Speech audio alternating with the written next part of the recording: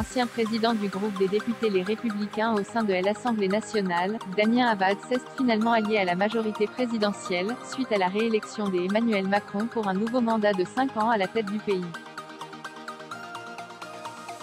Il a ainsi été nommé ministre des Solidarités au sein du gouvernement constitué par la nouvelle première ministre, Elisabeth Borne. Cependant, la nomination de Damien Abad fut rapidement entachée par des accusations de viol portées à son encontre. L'une des deux plaignantes, qui a porté plainte contre le député, s'est exprimée au micro de France Info lundi 23 mai 2022.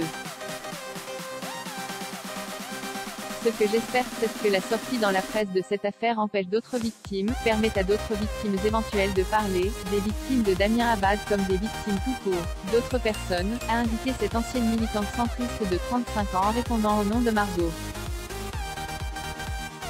Les faits décrits par l'accusatrice de Damien Abad remontent à 2011, lorsqu'elle était âgée de seulement 24 ans. Elle aurait vécu avec le député une relation sexuelle empreinte d'irrespect, d'injonction et d'insistance. La plaignante affirme également avoir tenté de mettre un terme à ce rapport avec des sous-entendus et de l'évitement, avant de subir une pénétration anale imposée, malgré son refus prononcé de manière affirmée et à plusieurs reprises. Accusation de viol, Damien Abad se défend en invoquant son handicap. J'ai porté plainte au commissariat 1 an après les faits, mais je n'ai pas réussi à signer et aller jusqu'au bout. Si Jai réussit à le faire 6 ans plus tard, c'est parce que Damien Abad était omniprésent dans les médias et que je ne pouvais plus supporter de le voir, d'en souffrir et que lui ne soit inquiété en rien, a expliqué celle qui accuse Damien Abad de viol. Auditionné par la police, le député a contesté les accusations de la plaignante en évoquant son handicap, qui rend le viol impossible selon lui.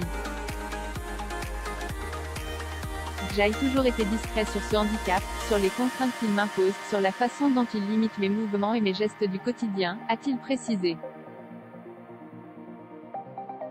La plainte de Margot fut finalement classée sans suite. Il y a des manquements. Moi, Jai et certains de mes proches qui ont été auditionnés. Et lui, non.